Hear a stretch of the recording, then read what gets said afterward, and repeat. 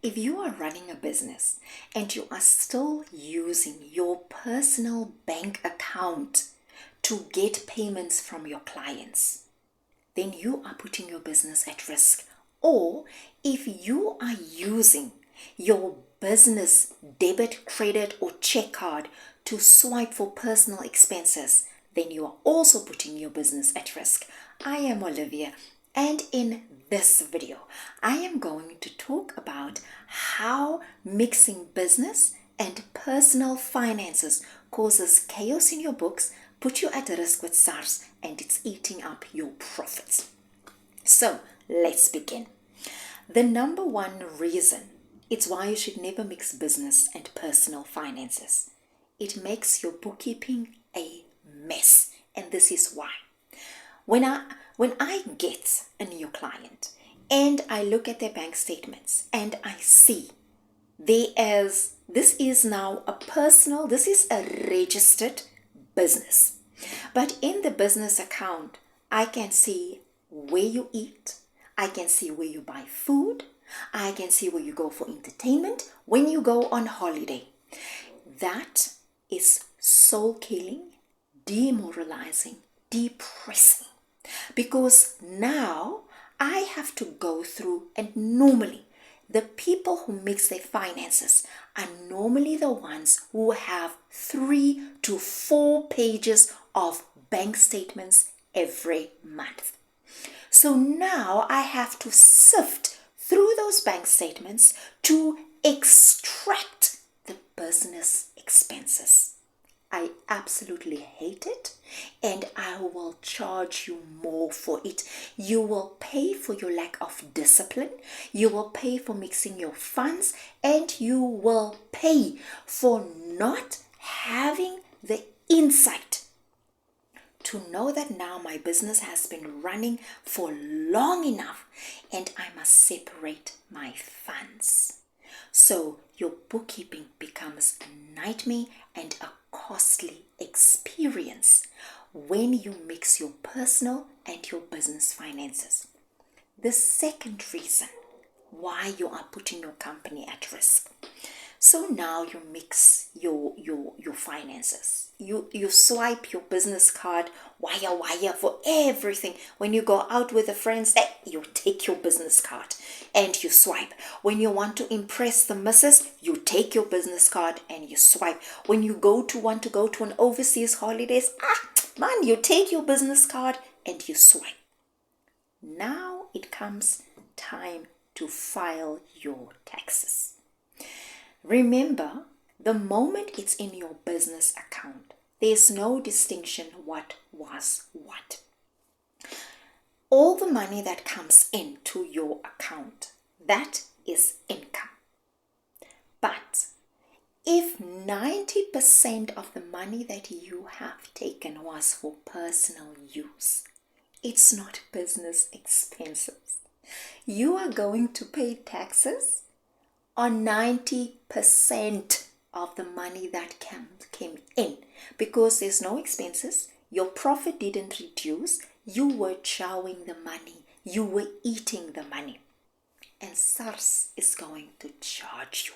So if you mix personal and business, it will your tax payments, your tax obligation, or the taxes that you have to pay, it will balloon out of control. And you know what is the most painful part? There will be nothing left for you to say, I have to pay SARS now millions of rand, but at least this is what I've done with the money. The money will all be gone. So the second reason in a nutshell why you shouldn't mix business and personal together, it will increase your taxes. Number 3, why this is a problem, is that now you can't see your actual growth. You can't see your actual profit because it's a wire mix masala.